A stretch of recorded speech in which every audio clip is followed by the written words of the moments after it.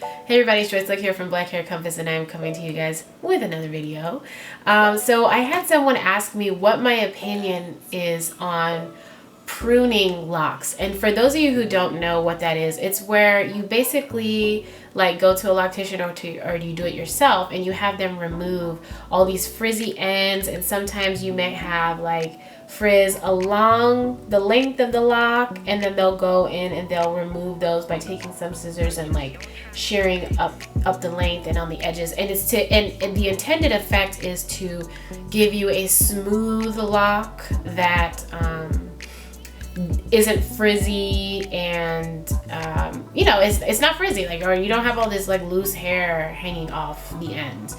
And so ultimately I've had someone ask me what's my opinion on it, and ultimately I think that as a community we can sometimes be kind of legalistic in that we say you can't do this and you can't do this and you can't do that, but you can do this. And I'm like, ultimately I'm not here to tell you what to do. All I can do is tell you what I do for myself, and ultimately give you the freedom to choose what you want to do with your own locks. Pruning is not something that I have any interest in doing, and nor is it something that I've ever done or probably will ever do, because again, the objective when you prune your locks is to get them to not be frizzy. And I'm like, while my locks are very frizzy, it doesn't bother me. And I think the reason why it doesn't bother me is because I recognize that my locks are frizzy because that's what my hair type is. Like, I just have frizzy hair, and so that's why my locks are frizzy, because my hair is frizzy. And so to me it feels like going against what my hair just does, and I'm like, I have not had good experiences when I try to make my hair do something that it does not naturally do. I would imagine that if I were to prune my locks, I would get rid of the frizz, and then in like 6 or maybe 7 months time the frizz would be back, because that's just how my hair is. And so again, when you consider the objective to get the smooth locks, like, that just might not be a reality for me, because my hair is not smooth. My hair is very frizzy, and so that might just be what it is. But also I have slight concerns about pruning locks, because you never know. Like, so with locks, what it is, it's a matrix of hair.